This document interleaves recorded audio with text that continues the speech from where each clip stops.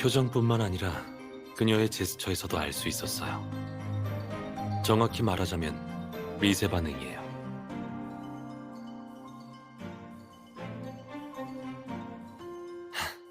배우고 싶어요?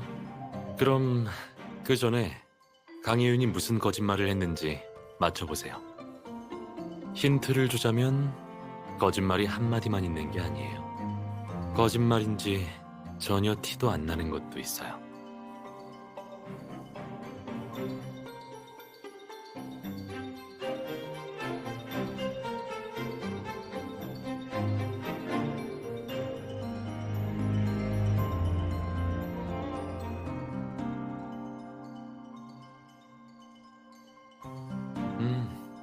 확실히 그렇네요.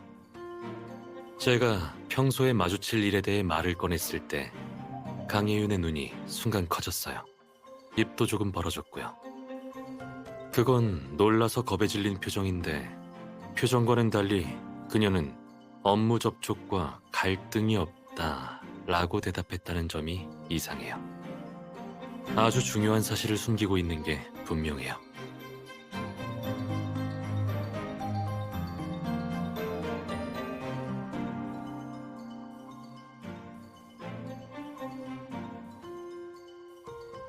아니요.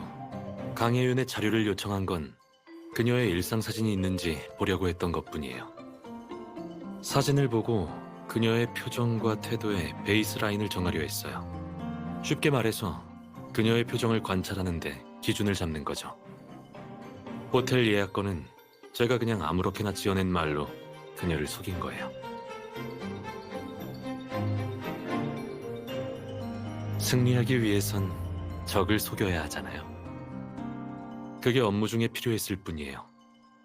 전 거짓말을 좋아하지 않아요.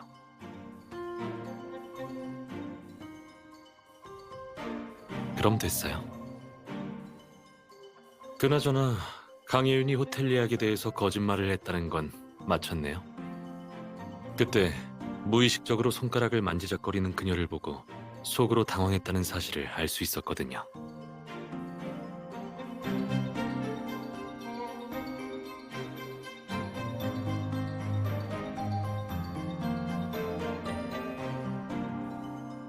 네, 잠시만요. 강혜윤이 한 다른 거짓말이 뭔지 짐작되나요? 심소희가 두 비서를 해고시킨 것과 관련해서 강혜윤이 숨기는 게 있을 거예요. 가장 결정적인 건 누가 초콜릿을 건드렸는지에 대해서도 사실대로 말하지 않았어요. 제가 그녀를 지켜보고 있다는 걸 느끼고선 일부러 고개를 숙여서 자신의 반응을 숨기려 했던 거예요.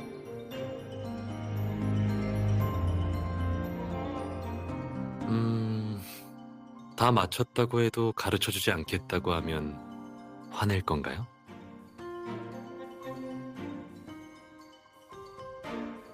변호사님이 제 학생이 아니었으면 해서요. 지금 미림대 특별초청 교수로 있어서 학생이라면 차고 넘치거든요. 스마트한 레이디 앞에서 제 매력을 잃고 싶지 않기도 하고요. 특기 하나쯤은 혼자만 알게 잘 숨겨둬야죠. 그쵸?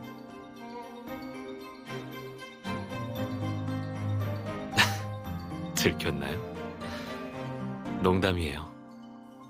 미세 반응은 체계적인 분야라서 배우려면 오랜 시간을 들여야 해요.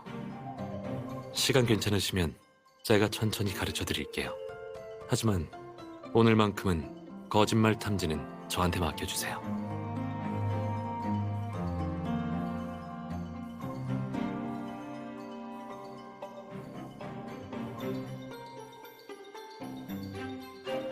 오늘 오전 7시 45분에 신고를 받고 바로 호텔 측에 사건 현장 폐쇄를 요청했습니다.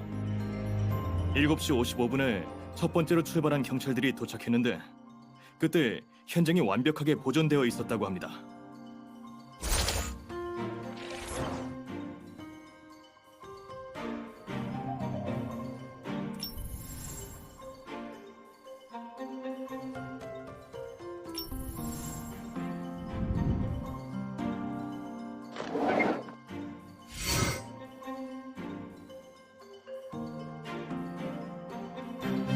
왜 그래요?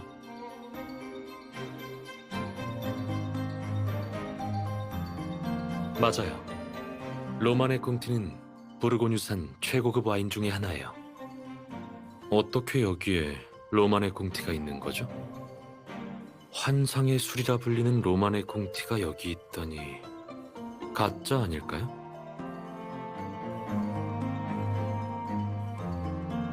어쩌면 와인 리스트에 저것만 놓고 속이려는 걸 수도 있죠. 그래도 잘 찾아냈네요. 당직 지배인에게 물어보는 게 좋겠어요. 당직 지배인은 지금 경찰 조사를 받고 있어서 잠시 기다리셔야 합니다.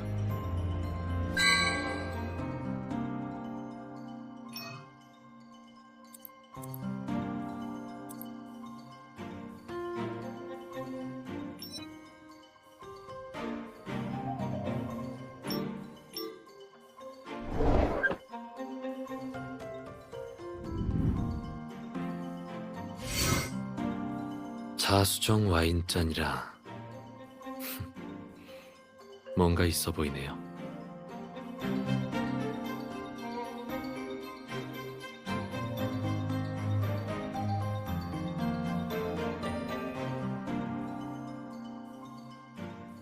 그뿐만이 아니라 서양 문화에서 자수정은 사랑의 수호석이기도 해요. 사랑하는 사람 사이의 솔직함과 순결함, 그리고 용기를 상징하죠. 하지만 술과 함께라면 아마 솔직함과 용기만을 나타내지 않을까요? 사실 전 한가할 때 혼자 와인을 빚어요. 혹시 와인 마시는 거 좋아하세요?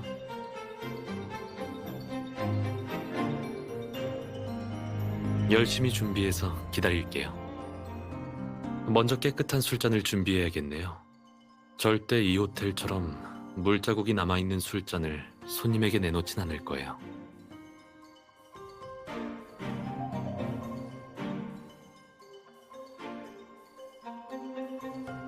바에 있는 다른 잔들은 깨끗했어요. 물자국이 남아있는 잔은 이것뿐이에요. 어떤 부지런한 손님이 술을 마시고 난 뒤 술잔을 닦아놓은 걸까요?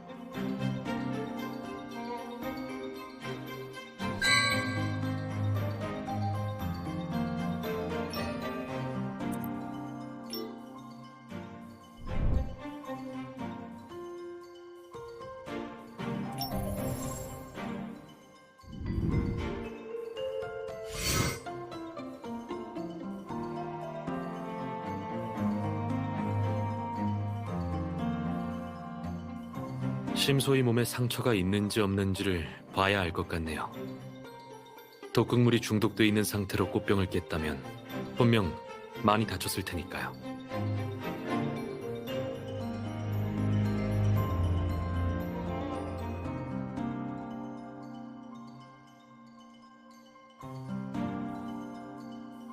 형사님, 어젯밤에 이 방에서 룸서비스를 불렀었나요? 아니요?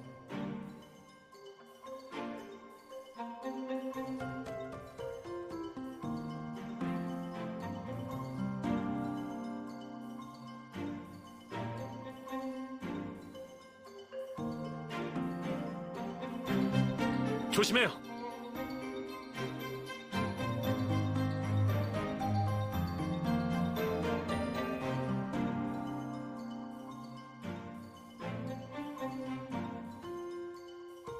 유리 파편을 정리할 때 썼던 도구를 찾는 거예요? 제가 할게요. 유리 조각이 이렇게나 많은데 다치기라도 하면 어떡해요?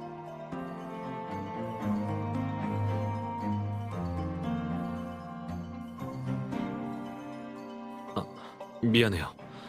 전...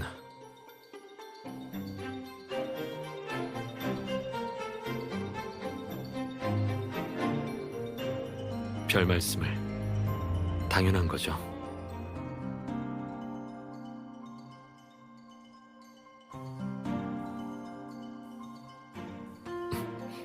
이건...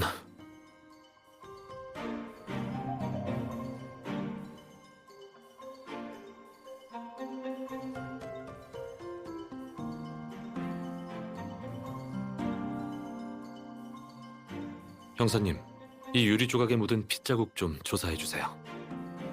알겠습니다. 어젯밤 이 방에서는 도대체 무슨 일이 일어난 걸까요? 또 심소희는 왜 룸서비스를 부를 수 없었을까요?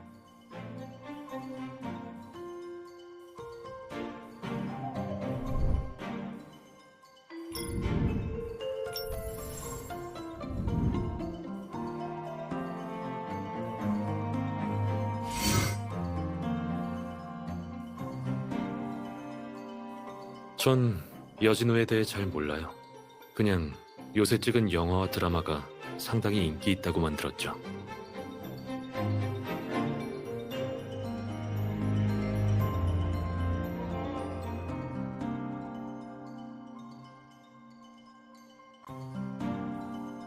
만약에 제 연구실이었다면 절대 그런 일은 일어나지 않았을 거예요. 환자의 사생활 보호는 정신과 의사가 갖춰야 하는 가장 기본적인 직업 윤리라고 할 수 있죠.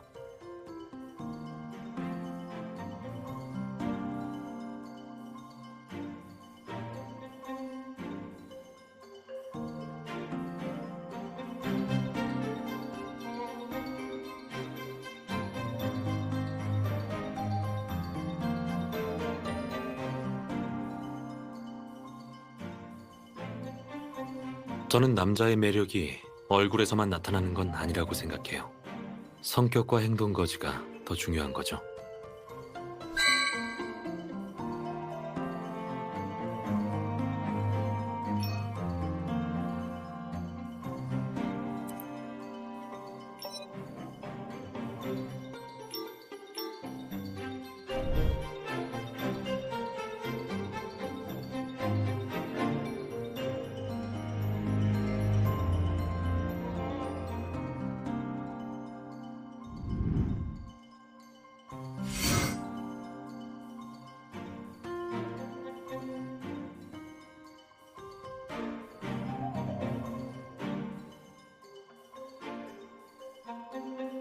네.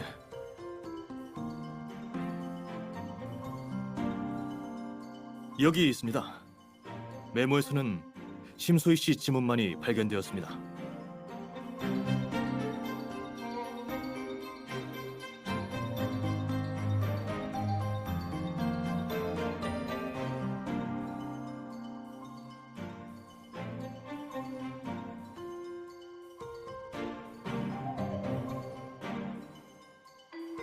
발견 당시 피해자는 무슨 옷을 입고 있었나요? 리셉션 참석 당시 입었던 옷인가요? 아니면 목욕 가운이나 잠옷인가요? 그녀가 입고 있었던 옷은 리셉션 참석 당시 입었던 드레스였습니다. 그렇다면 이상하네요. 심소희는 침대와 책상 사이에 쓰러져 있었어요.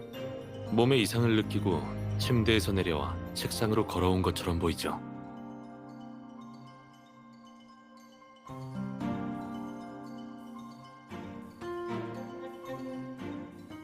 너무 피곤한 상태가 아니라면 일반적으로 여성분이 화장을 지우지도 옷을 갈아입지도 않은 상태로 침대에 눕진 않을 거예요. 잘 구겨지는 드레스를 입었다면 더더욱. 형사님, 이 방의 커넥팅 도어 열 수 있나요? 그리고 어제 옆방에 누가 투숙했었나요? 열 수 있습니다. 어젯밤 옆방 1817호엔 요새 핫한 배우 여진우 씨가 묵었습니다. 여진우라. 심소희는 어떻게 옆방에 누가 있는지, 그리고 그 사람이 그녀를 도울 수 있는 사람인지 알았을까요?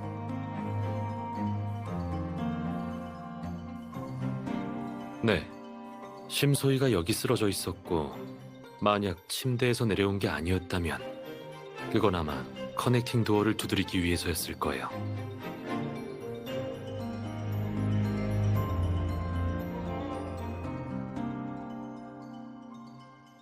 아닐 거예요.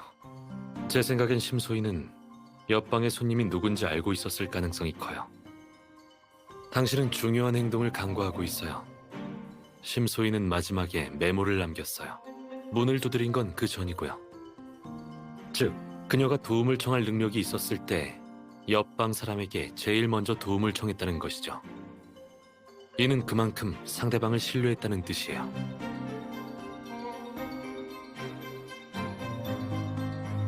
맞아요. 이 가설을 입증하려면 형사님께 이 문에 남아있는 흔적을 감식해달라고 요청해야 해요. 어쩌면 단서가 남아있을지도 모르죠.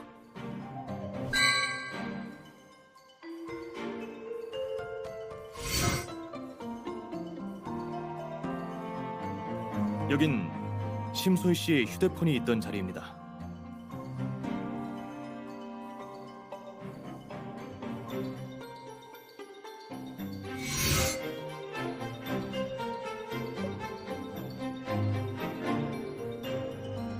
심소희 씨 지문만 발견되었습니다.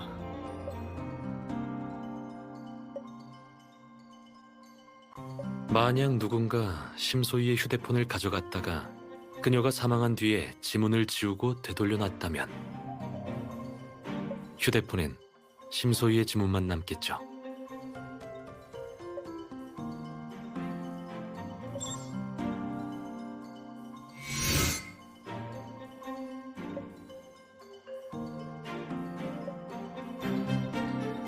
초콜릿 같아 보이네요. 초콜릿입니다. 검사 결과 유신우 씨가 선물한 초콜릿과 동일한 성분으로 확인됐습니다.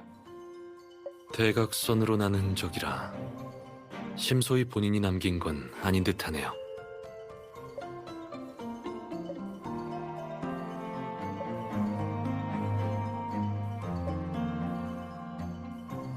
역시 똑똑한 사람이라 말이 통하네요.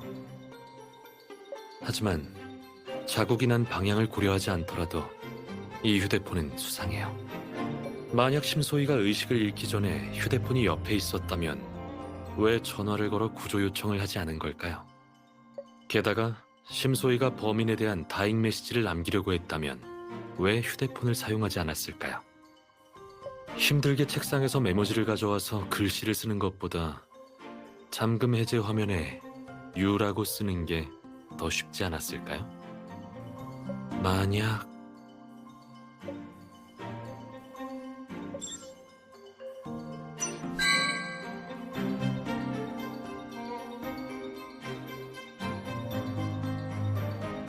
형사님, 경찰 측에서 17층과 18층 복도에 있는 CCTV도 확인했나요?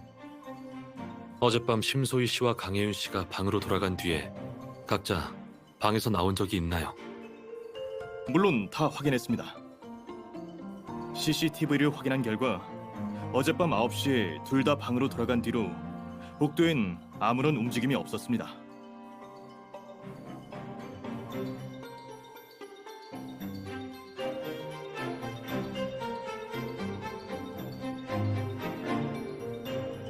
어젯밤 11시에 여진우 씨 옆방인 1816호로 체크인한 투숙객이 있습니다.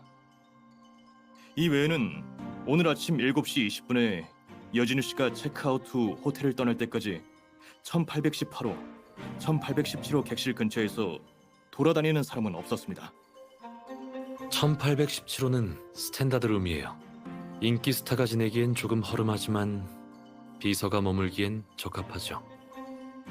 형사님, 1818호와 1817호 사이에 있는 커넥팅 도어 열쇠가 어디 있죠? 그게... 저희가 그쪽으론 조사를 진행하지 않았습니다. 제가 맞춰보죠. 여진우는 체크인할 때 프런트에 커넥팅 도어의 열쇠를 요구했을 거예요.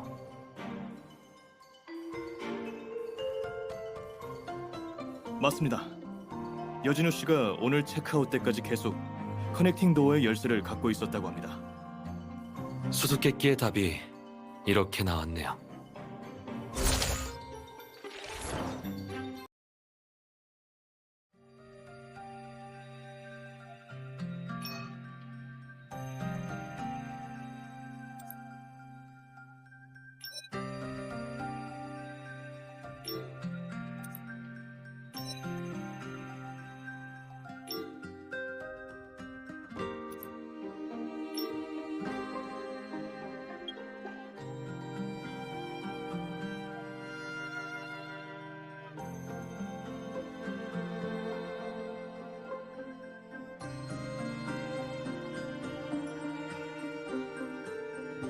어젯밤 7시입니다.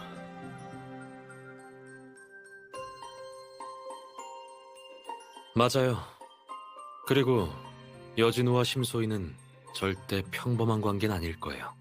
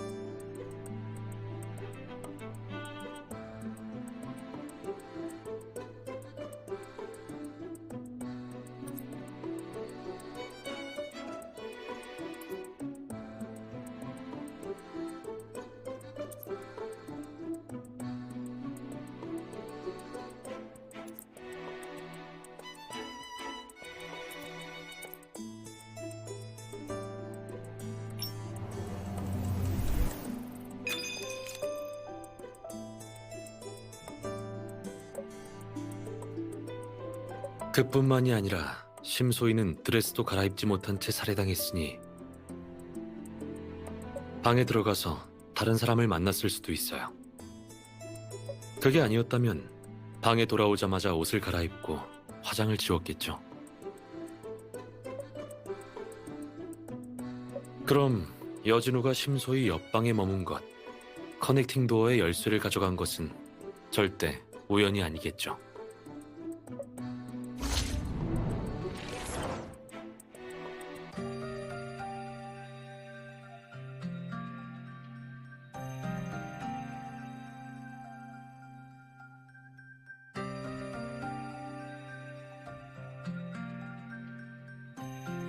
크게 가정해 본다면 그 둘은 비밀 연애 중이었을 수도 있어요.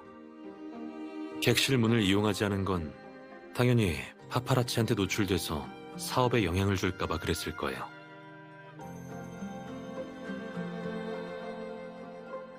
강혜윤은 두 사람이 몰래 만날 수 있도록 이렇게 숙소를 배정한 거예요. 그녀가 거짓말을 한 건 사장님과 톱스타의 사생활을 보호하기 위함이었고요. 강혜윤은 사장님의 애인이 살인자일 줄은 꿈에도 모르고 심소희처럼 모두 유신우의 복수라고만 생각했을 거예요.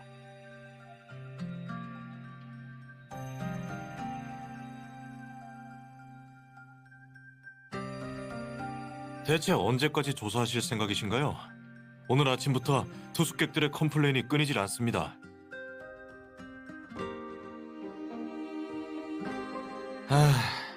올해 보너스는 다 날라간 것 같네요. 물어보시죠.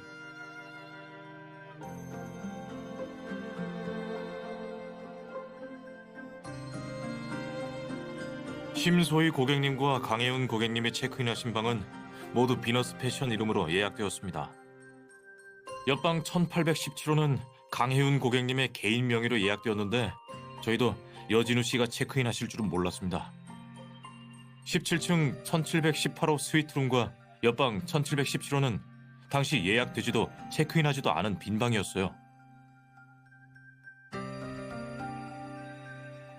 아니요. 작년에 객실 리모델링을 하면서 18층 아래 객실들은 커넥팅 도어를 모두 철거했습니다.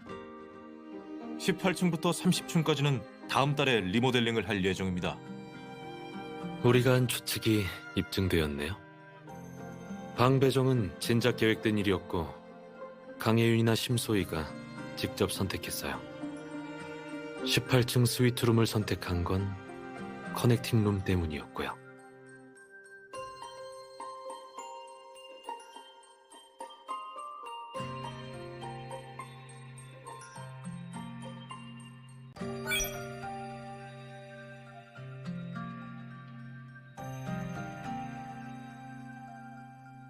당연하죠.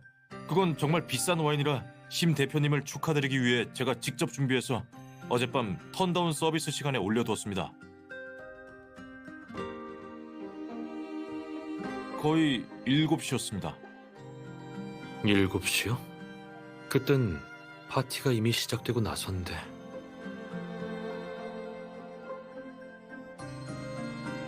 아니요. 여진우 씨가 체크아웃 할 때 객실 내부엔 아무것도 없었습니다. 1713호와 1817호는 스탠다드룸이라 그 와인을 두지 않습니다. 경찰 측에서 강혜운 씨가 지냈던 객실을 조사해봤는데 의심스러운 물건은 없었습니다.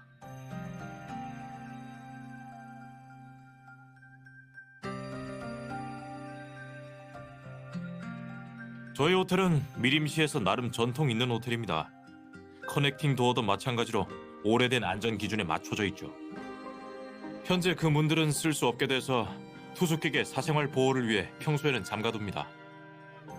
열쇠는 2개가 있는데 하나는 당직 안전부서에, 나머지 하나는 여진우 씨에게 드렸습니다. 여진우 씨는 어떤 이유로 열쇠를 요구했죠? 체크인할 때 객실에 커넥팅 도어가 있는지 여쭤보셨습니다. 파파라치나 팬이 그 문을 통해서 괴롭힐 것 같다고 하시면서 프런트에 있던 열쇠를 가져가셨습니다. 1818호와 1816호 열쇠도 같이 드렸습니다.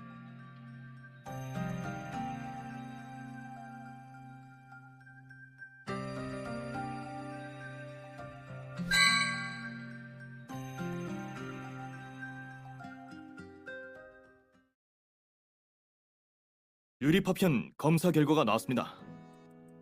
자료 확인 결과 여진우 씨의 혈흔이라고 확인됐습니다.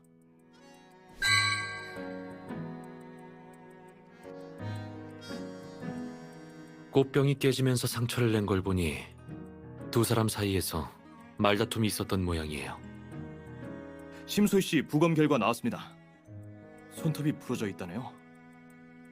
커넥팅 도어에 남아있는 긁힌 자국과 대조해보니 커넥팅 도어를 두드리면서 부러진 것 같습니다.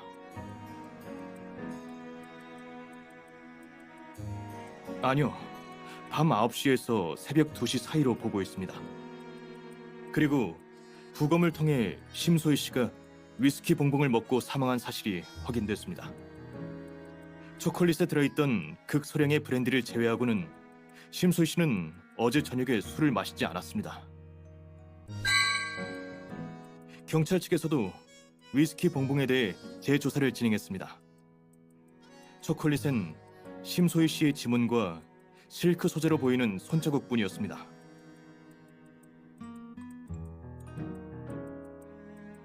지문은 아니지만 실크도 단서가 될 수 있어요.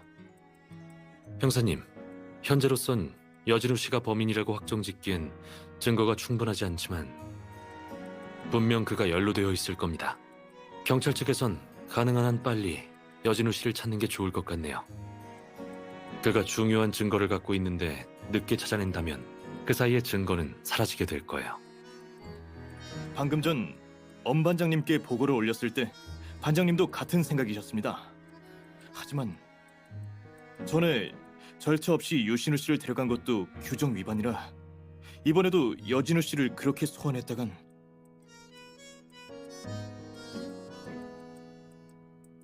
엄 반장님 선에서 재량껏 가능하지 않을까요?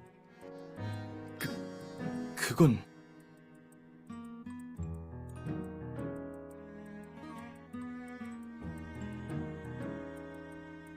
경찰 측이 곤란한 거 알아요. 이 상황을 어떻게 해야 벗어날 수 있는지 다들 아는데 규정에 발이 묶여 이러지도 저러지도 못하고 있는 게 답답해서 그래요. 갈 길이 머네요.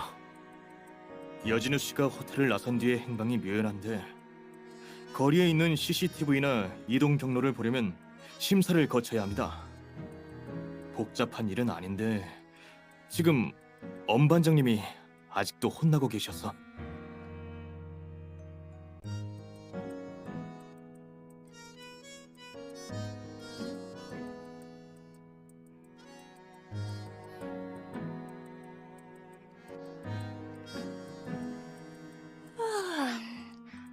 신성한 일요일에 대낮부터 전화라니 무슨 일이에요? 저한테는 일은 거예요. 어제 드라마 본다고 밤을 새웠거든요.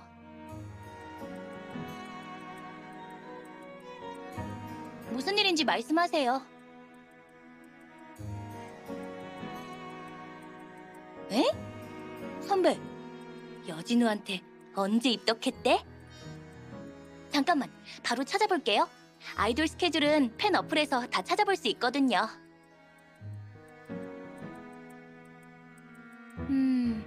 오늘은 지방 촬영인 것 같아요. 이번 주 스케줄이 아예 안 올라와 있어요.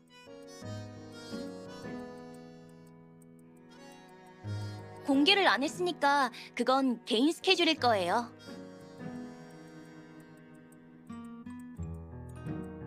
아니, 알아서 뭐 하려고요? 그거 사생활 침해예요. 해선 안 된다고.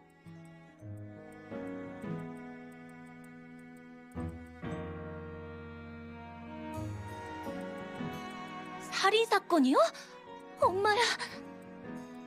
아니면 제가 주변에 브로커나 파파라치 아는 사람 있나 물어볼게요. 이 일이 알려지면 내가 쌓아온 이미지가 무너지는 건 순식간이라고요. 사람들이 무시하는 건 기본이고 자칫하면 사생팬으로 몰릴지도 몰라요. 담내 알죠?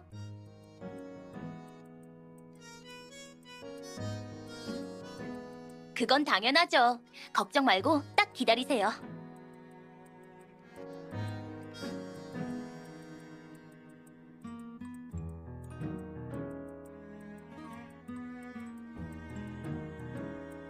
학생들과 함께 있는 시간이 많지만 연예인을 따라다니는 행동을 심리학 연구 소재로만 생각했어요. 예전엔 별 생각 없었는데 지금은 제 예전 태도가 너무 오만했다는 생각이 드네요. 어느 것도 무시하면 안 됐어요.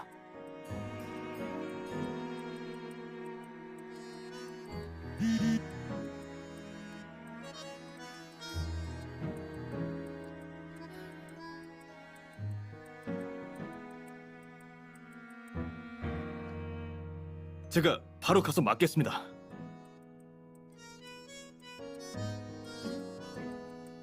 지금 강혜윤에게 다시 물어볼 게 많아 보이네요. 하지만 그 전에 얻은 단서들을 한번 정리해보는 게 좋겠어요. 그리고 이 방에서 여진우와 관련된 증거들을 더 찾아내야 해요. 그렇지 않으면 강혜윤은 쉽게 입을 열지 않을 거예요.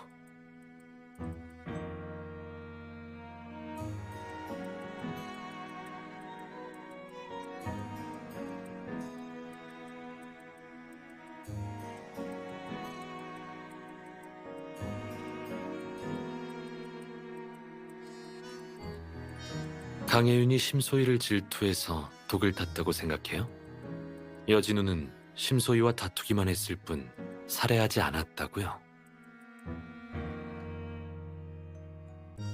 하지만 전 범인이 강혜윤이 아닌 여진우일 것 같다는 생각이 드네요.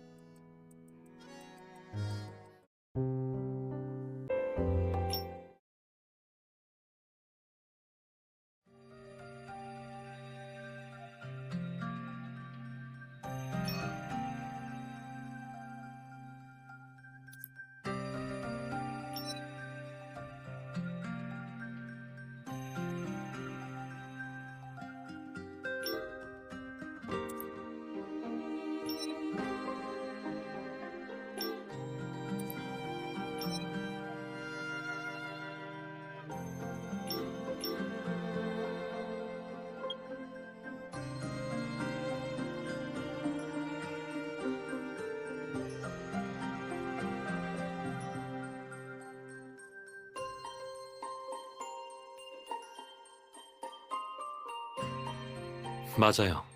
객실엔 CCTV도 없고 방해할 사람도 없으니까요. 강혜윤은 초콜릿을 언제 받았는지에 대해 거짓말을 하지 않았어요. 그러면 이 초콜릿에 손을 댈 수 있었던 사람은 이렇게 3명 정도겠네요. 강혜윤, 심소희, 그리고 이 객실의 여진우.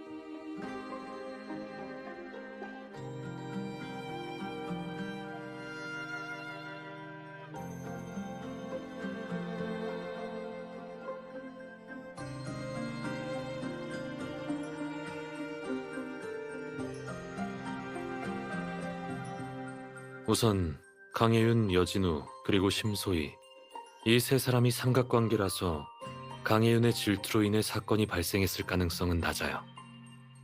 호텔 예약을 한 당사자가 강혜윤이기 때문이죠. 그녀가 두 사람의 데이트를 망치고 싶었던 거라면 그냥 여진우의 방을 다른 곳에 잡았으면 될 일이었어요. 여진우가 심소희를 보러 갈 때 다른 사람 눈을 피해 객실문을 이용하지 않은 점을 잘 생각해봐야 해요. 결론적으로 강혜윤의 범행 동기는 성립하지 않아요. 맨 처음에 초콜릿에서 발견한 두 가지 의문점 기억해요?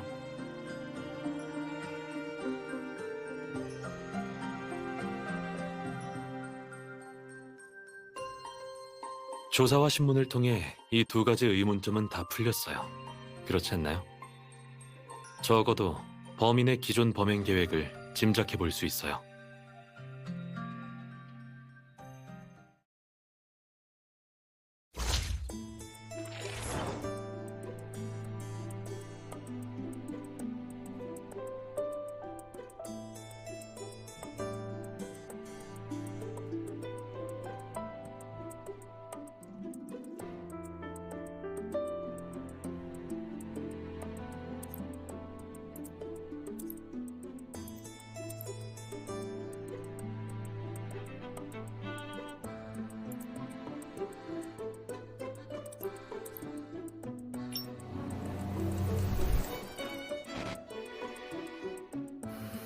이 정보들론 쓸만한 결론이 나오지 않을 것 같은데 다시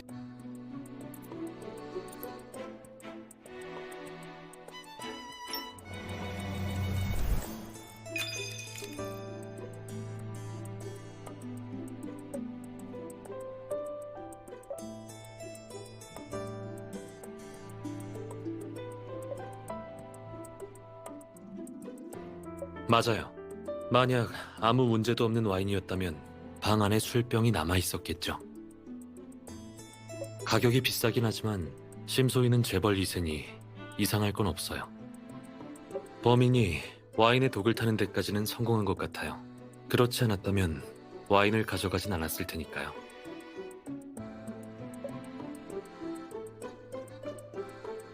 그가 모든 준비를 마쳤을 때 강혜윤이 돌아왔을 거예요. 유신우가 선물한 초콜릿 상자와 함께.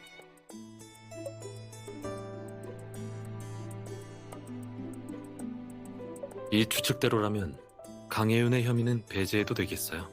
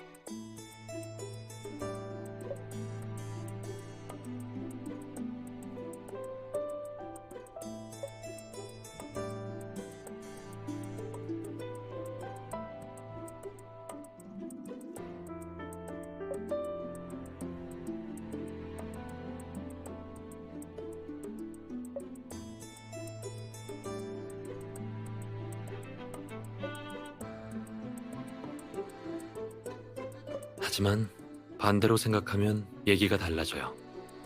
강혜윤이 방에 들어왔을 때 여진우가 놔둔 와인을 봤다고 해도 그저 그가 데이트를 위해 뒀다고 생각했을 수도 있어요. 코르크 마개에 주사기를 꽂는 장면을 강혜윤이 직접 봤을 확률은 너무 낮아요. 그러니 여진우가 범행을 저지르기엔 최적의 환경이었죠.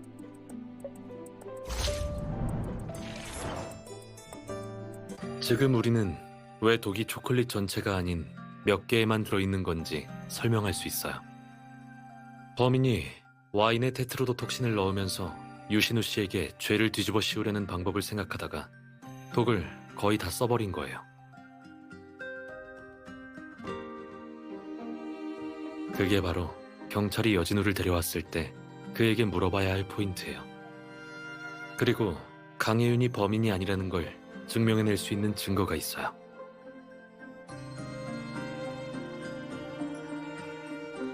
피곤하죠? 좀 앉아요.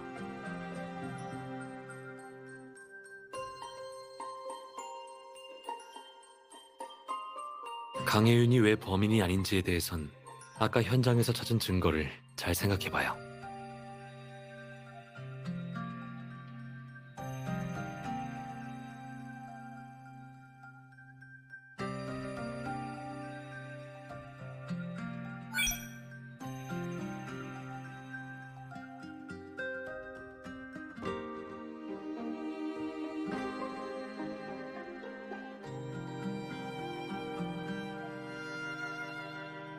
맞아요.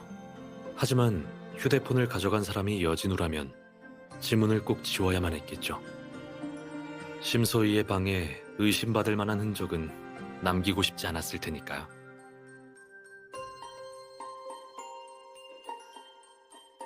아마 그럴 거예요.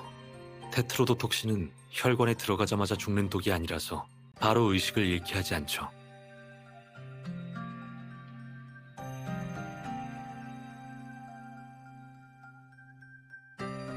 개인적으로 그건 분노를 표출하기 위한 여진우의 무자비한 행동이라고 생각되지만 샤워하느라 듣지 못했다고 변명할 수 있어요.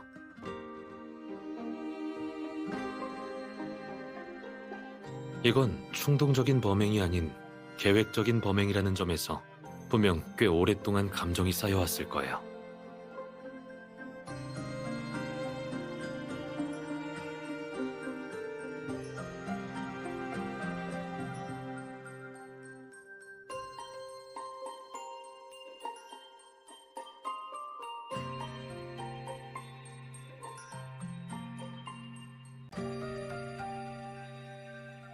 네? 우선 말해보세요.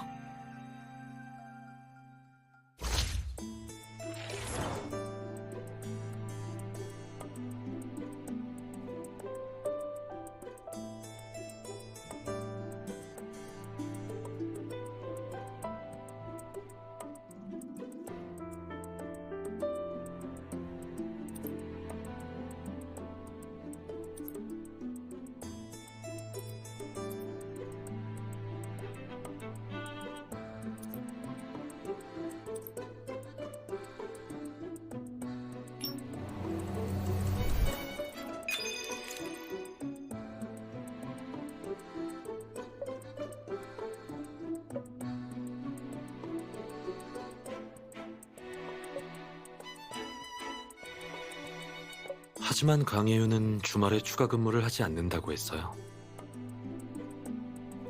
옷을 살 생각이 없거나 시간이 없어서 못 산 건 아닌 듯해요. 그건 추측일 뿐이에요. 경제적인 문제가 생겼을 가능성도 배제할 순 없어요.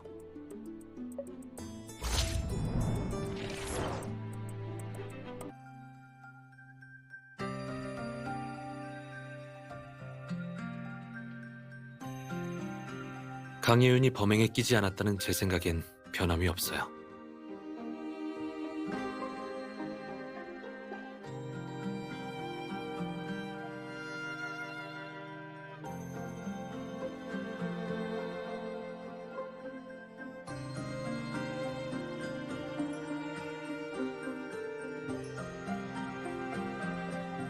강혜윤의 거짓말을 다시 잘 생각해봐요.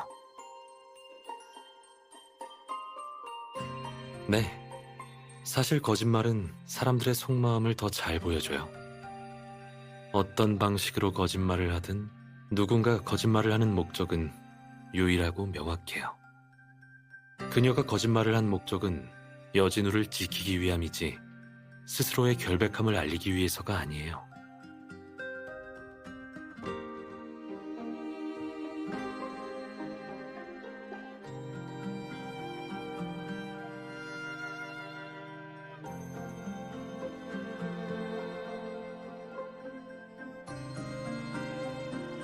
만약 강혜윤이 범행을 도왔더라면 자신을 던져 여진우를 보호하려 했을 텐데 왜 자수하려 하지 않았을까요? 온갖 머리를 쥐어짜서 여진우 심소희와 관련된 정보를 숨기는 것보다 모든 게 자기가 한 일이라고 인정하는 게 더 나았을 텐데요. 그리고 전 강혜윤이 사전에 여진우의 범행 계획을 전혀 몰랐을 거라고 생각해요. 우리가 강혜윤을 신문할 때 그녀는 범인이 여진우일 거라고는 생각조차 하지 못했어요. 심소희도 죽기 직전까지 유신우 씨가 독을 넣었다고 생각하지 않았을까요?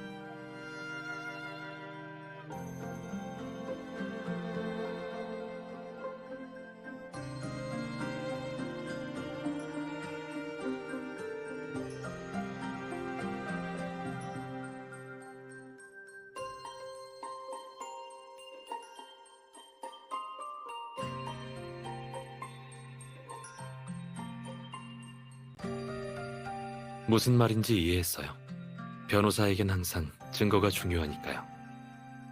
하지만 변호사님이 갖고 계신 증거를 믿는 것처럼 저도 제 심리학적 판단을 믿어요. 강혜윤은 굉장히 도덕적이에요. 자신이 살인사건에 휘말렸다고 해도 사장님과 여진우의 명예를 더 생각할 사람이죠. 범행을 계획하거나 범행에 가담할 사람이 아니라는 거예요.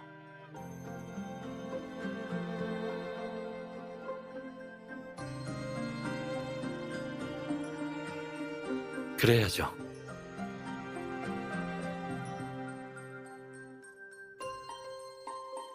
백 변호사 파트너 제대로 골랐네요.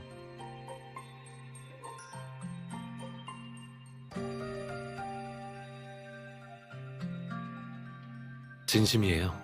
백 변호사보다 부족한 거라곤 경험뿐인걸요. 조금 지나면 백 변호사를 넘어서겠어요.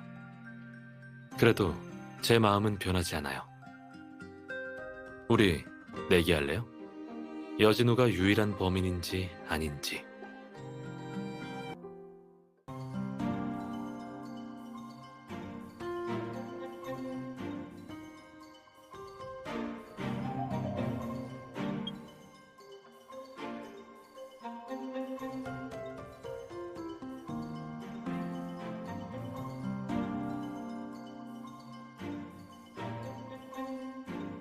바다에 빠진 바늘 찾기요. 제 전문이네요. 이 세상에 사람 마음만큼 망망대해처럼 복잡하고 심오한 게 어딨겠어요. 마음속의 비밀을 찾으려면 사소한 부분에서 문제점을 찾아야 하는데 이게 딱 바닷속에서 바늘 찾는 꼴이거든요. 이렇게 말하니까 진짜 우리 정신과 의사들이 하는 일이랑 똑같죠?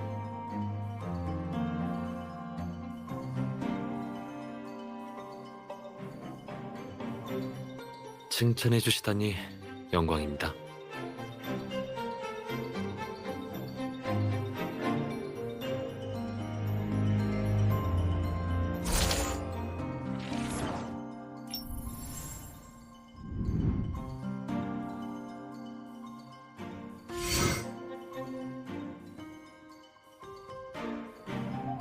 혹시 모르니 조사해보는 게 좋겠네요. 제가 할게요.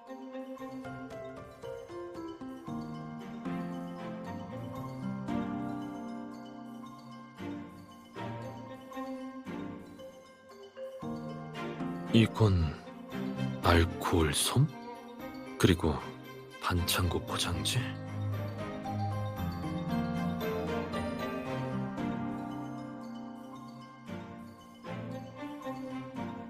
한 가지 이상한 점은 알코올 솜에 핏자국이 없다는 거예요.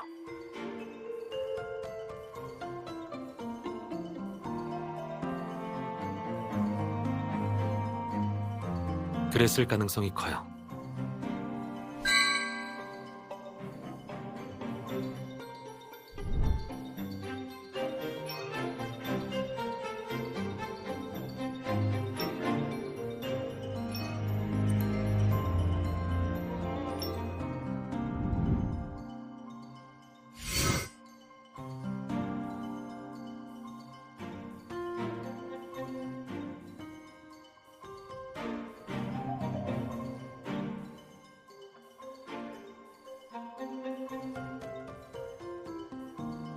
제가 한번 볼게요.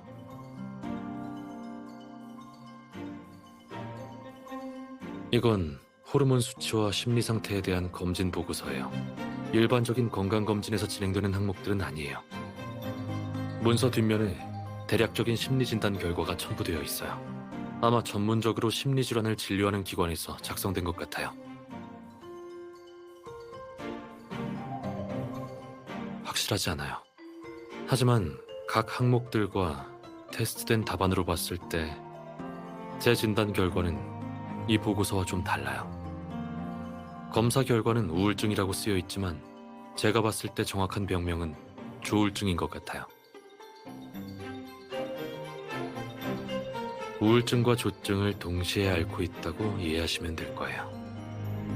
환자는 때때로 감정이 고조돼서 쉽게 화를 내기도 하고 또 다른 한편으로는 기분이 가라앉아 비관적인 생각을 계속하며 절망하기도 하죠. 환자들의 자살률이 높은 심각한 만성 정신질환이죠.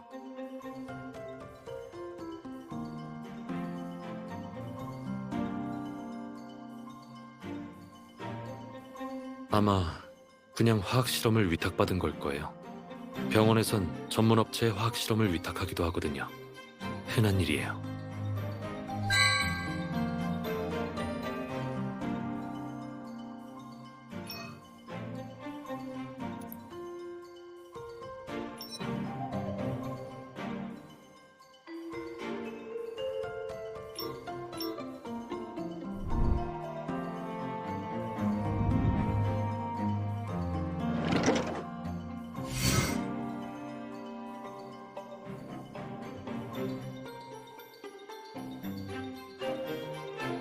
여진우와 심소희는 어쩌다 꽃병을 깨뜨렸고 이로 인해 여진우가 다치게 됐겠죠.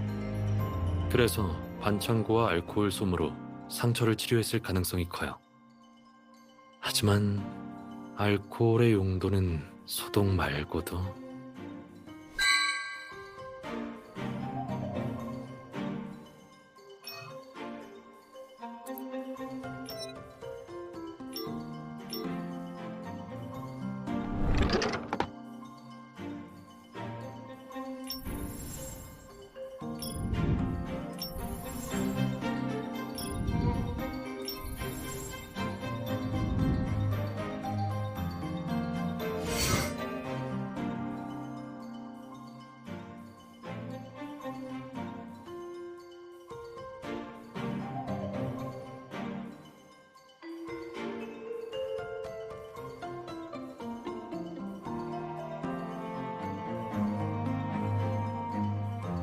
전화선은 아마 여진우가 뽑았을 거예요. 하지만 어쩌면 심소희 본인이 한 걸 수도 있어요. 연인과 달콤한 시간을 방해받고 싶지 않다면 전화선을 뽑아버리는 것도 괜찮은 방법이죠.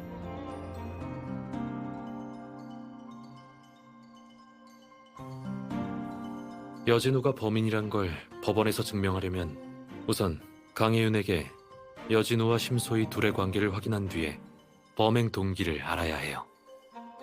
둘째로 여진우가 초콜릿에 독을 넣었다는 직접적인 증거를 찾아야 해요.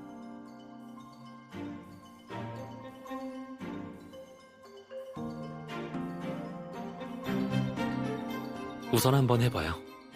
정 안 되면 다른 방법으로 다가가죠. 예를 들면 유신우 씨의 범죄 혐의를 아예 배제한다던가.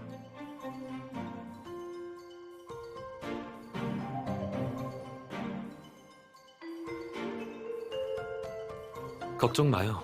우리 이번엔 준비됐잖아요. 그리고 저번 신문 때 제가 왜 현장에 있었는지 지금쯤이면 알았을 거예요. 그러니까 이번엔 감히 거짓말을 하진 못할 거예요.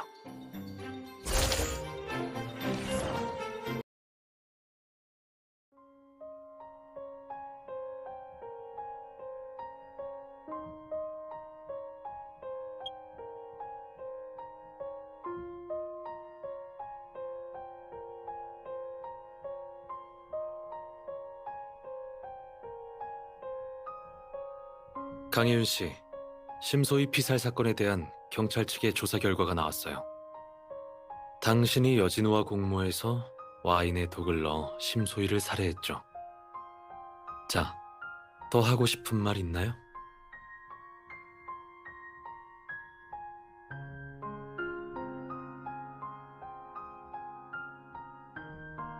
그 와인...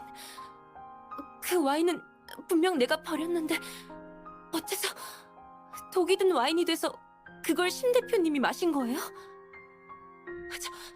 저도 아니고 여진우 씨도 아니에요. 범인은 유신우 본부장 아닌가요?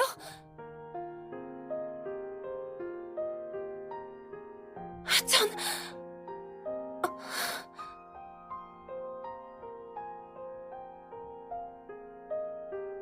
강혜연 씨, 당신이 여진우에 대해 절대 언급하지 않았던 건 그와 심소희의 프라이버시를 지켜주기 위해서였죠. 당신에게 그 둘은 모두 좋은 사람이었으니 언론의 괴롭힘을 받아서도 안 되고 살인사건에도 연루되어서는 안 된다고 생각했겠죠. 당신은 여진우의 팬이니 아무 이유 없이 그를 신뢰하고 보호하려고 했을 거예요. 하지만 여진우 씨는 현재 중대한 범죄 혐의를 받고 있고 우리는 그에 대한 증거도 가지고 있습니다. 이런 상황에서도 그를 위해 숨기겠습니까? 위증은 불법입니다.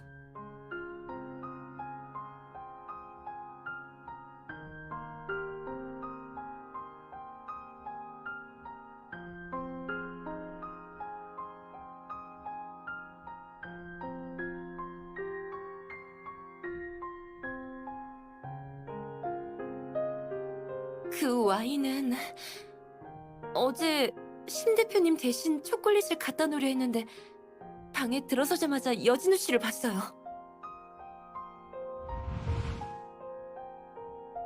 여진우 씨,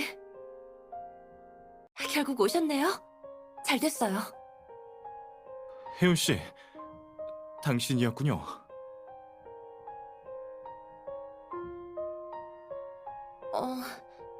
대표님 방엔 무알콜 음료만 있었던 것 같은데 그 와인은 직접 가져오신 거예요?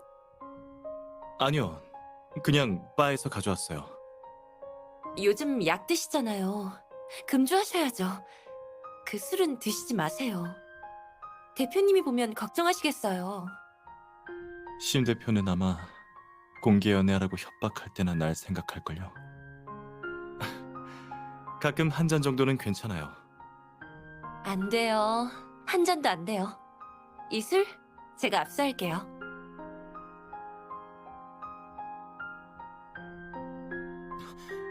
술 내려놓으세요. 정 마시고 싶으면 이 위스키 초콜릿이라도 드세요. 화인그룹의 유신우 본부장님이 심 대표님한테 선물하신 거예요. 맛은 나쁘지 않을 거예요. 심 대표님도 방금 하나 드셨거든요. 소희가 다른 남자가 준 초콜릿을 먹었다고요? 파티에서 체면은 세워줘야죠. 하물며 화인그룹인걸요? 그리고 유신우 본부장님이라면 이미 가셨으니까 질투는 그만하세요. 그럼 전 심 대표님이 아직 기다리고 계셔서 먼저 내려가 볼게요. 초콜릿 녹으니까 안 드실 거면 냉장고에 넣어주세요. 대표님한테 여진우 씨가 이미 도착하셨으니 파티가 끝나는 대로 오시라고 말씀드릴게요.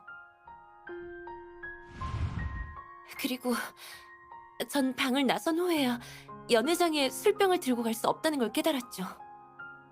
그래서 수거실을 지나갈 때 그게 그냥 평범한 와인인 줄 알고 쓰레기차에 봉투에 버렸어요.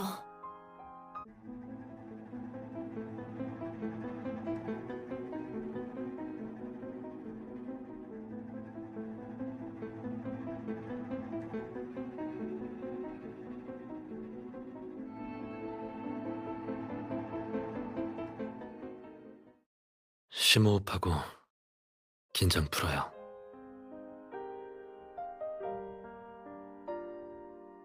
아무 일도 없을 거예요. 절 믿어요. 누군가 그 와인을 주었다면 아마 가져가서 팔 생각이겠죠. 로마네 콩티의 가격은 무려 평범한 직장인의 1년치 연봉이니까요. 제 추측으론 그 와인은 아직 어떤 직원 집에서 좋은 값에 팔리길 기다리고 있을 겁니다.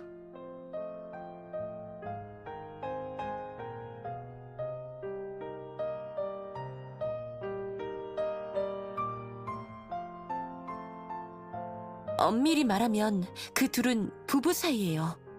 이미 결혼한 지 2년 됐어요. 여진우 씨는 지금 한창 인기 상승기거든요. 게다가 여성 팬이 대부분이라 결혼을 했어도 공개할 수 없는 상황이죠. 결혼한 사실을 파파라치에게 들키지 않기 위해 해외에서 혼인신고를 할 수밖에 없었죠.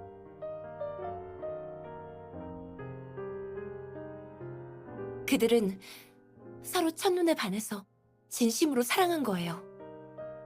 그럼 심소희 씨가 여진우 씨에게 공개 연애를 하라고 협박한 건 어떻게 된 일이죠? 대표님은 엄청난 커리어 우먼이긴 하지만 연애할 땐 항상 불안감으로 가득 차 있었어요. 비밀 결혼이라 평소에 같이 살지도 못하고 여진우 씨는 촬영 때문에 항상 타지에 가 있으니 같이 있을 때보다 떨어져 있을 때가 더 많았어요. 항상 사람들의 눈을 피해 몰래 만났었죠. 하지만 대표님은 이런 결혼 생활이 오래 가지 못할까봐 걱정돼서 계속 관계를 공개하려고 했던 거예요. 게다가 최근 몇 년 동안 여진우 씨 작품들이 데이트를 치고 스캔들 기사도 많아져서 대표님은 점점 더 불안해하셨어요.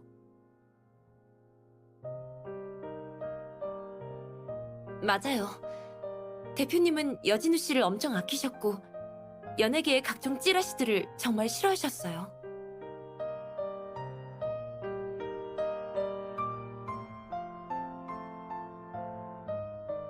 네, 직접 맡기셨어요. 마침 여진우 씨도 이틀 동안 휴식이어서 대표님이 여진우 씨를 미림씨로 부르셨어요. 여진우 씨가 약을 먹고 있어서 술을 못 마신다고 했던 건 뭐죠? 요즘 약 드시잖아요. 금주하셔야죠. 그 술은 드시지 마세요. 대표님이 보면 걱정하시겠어요. 심 대표는 아마 공개 연애하라고 협박할 때나 날 생각할걸요. 그건 사실 요즘 여진우 씨 정신 상태가 많이 안 좋아요. 별것도 아닌 일로 화를 내거나 일이 잘 안 풀리면 어린아이처럼 울기도 해요. 대표님은 그가 너무 스트레스 받아서 심리적인 문제라도 생길까봐 개인 병원에도 데리고 가셨어요.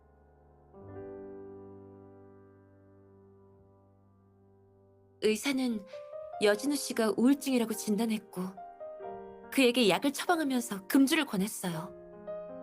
자세한 진단 보고서는 대표님도 어제 받으셨어요. 그 병원은 보안도 나쁘고 검사 결과도 정확하지 않네요. 정말 신뢰할 수 없는 곳이군요. 사실 그 파파라치들은 대표님이 부른 거예요. 네, 여진우 씨는 이 일로 대표님과 크게 싸웠어요.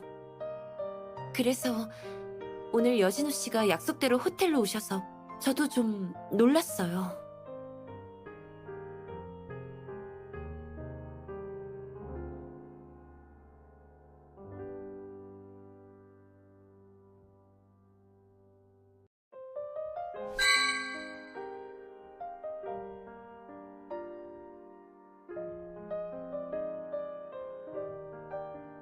하지만 전 여전히 당신의 의문점을 풀어드리지 못했어요. 그 질문에 대한 답은 강혜윤 씨가 직접 해주셔야겠군요. 또 물어볼 게 있으신가요?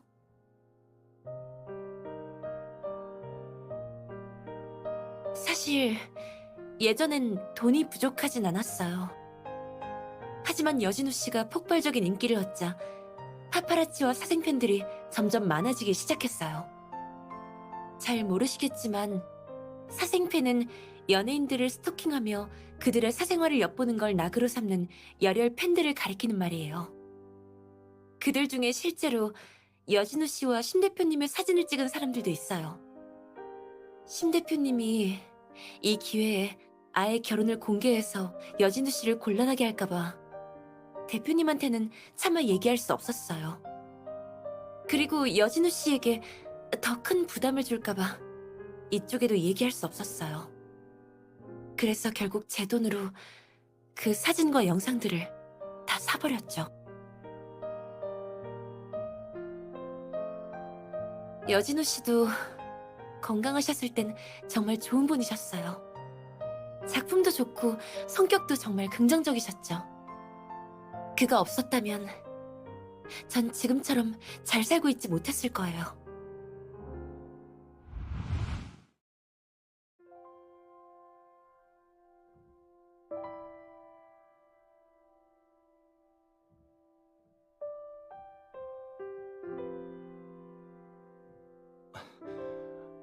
저기요, 이 그림 주인이시죠?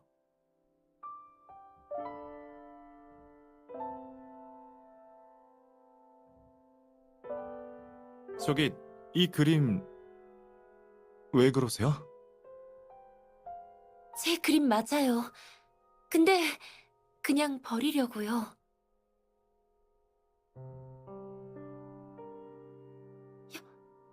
여진우?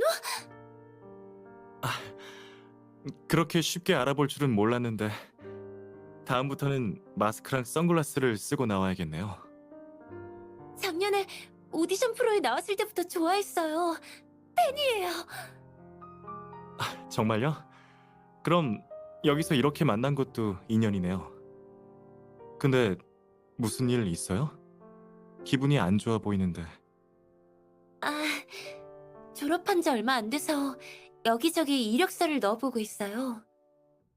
벌써 16건 넘게 지원했는데 모두 제 디자인이 너무 평범하대요. 역시 전 디자이너가 될 재능이 없나 봐요. 이거 여성 트렌치 코트죠? 전 독립적인 오피스 우먼의 품격을 잘 나타낸 것 같아서 좋은데요. 아직 그쪽의 재능을 몰라본 회사만 16곳이나 지원한 거죠. 17번째 회사에서 받아줄지도 모르잖아요. 저도 그래요. 하루에 스크린 테스트 7, 8번을 해도 대사도 몇 줄 없는 조연 역할을 맡을 때도 많고 아예 아무 역할도 못 맡을 때도 있어요. 인기가 이렇게 없는데도 아직 연예계에서 버티고 있잖아요. 하지만 여진우 씨는 연기도 잘하시는걸요? 작년에 하셨던 작품들 다 봤어요. 아무리 보잘것없는 역할도 생동감 넘치던데요? 인정해줘서 정말 고마워요. 전 제가 언젠간 실력파 연기자가 될 수 있을 거라 믿어요. 그쪽도 꼭 훌륭한 디자이너가 될 거예요. 그리고 정말 여진우 씨가 말했던 것처럼 제가 17번째로 지원했던 회사에 붙었어요. 바로 당시에 갓 설립되었던 비너스 패션이었죠. 이번 패션위크의 디자인은 심 대표님이 주도하셨지만 저도 같이 참여했거든요. 그래서 대표님은 대상을 탄 건 제 공로도 있다고 하셨어요. 만약 그때 여진우 씨의 격려가 없었다면 전 아마 완전히 포기했을 거예요. 어려운 상황에 처할 때마다 여진우 씨를 생각하며 버텼어요. 여진우 씨도 그렇게 많은 어려움을 겪고 꾸준히 노력했기에 지금의 결과를 얻을 수 있었던 거예요. 그러니까 저도 쉽게 포기할 수 없었어요. 제가 그런 번거로운 일들을 다 막은 건 그에게 보답하고 싶어서 그랬던 것뿐이에요. 하지만 정말 대표님이랑 이렇게까지 될 줄은 몰랐어요. 그렇게 서로 사랑했는데. 동양의 철학에선 무엇이든 도가 지나치면 안 된다고 하죠. 피해자는 사랑이라는 이름으로 여진우를 올감했고 여진우는 그 사랑에 보답할 수 없었죠. 그리고 그는 자신을 향한 팬들의 지나친 환상에도 보답할 수 없었을 거예요. 심소희 씨와 팬들이 준 사랑이 잘못된 건 아니지만 이런 보답할 수 없는 사랑의 무게는 여진우가 감당할 수 없을 정도였죠. 그리고 피해자가 고용한 파파라치들은 그 마지막 한계를 무너뜨렸을 뿐이고요. 뭐 당연히 여진우 씨를 쫓던 파파라치와 사생팬은 사랑이라고 볼 수 없지만요. 그들은 이익만을 꾀하는 흡혈귀들일 뿐이에요.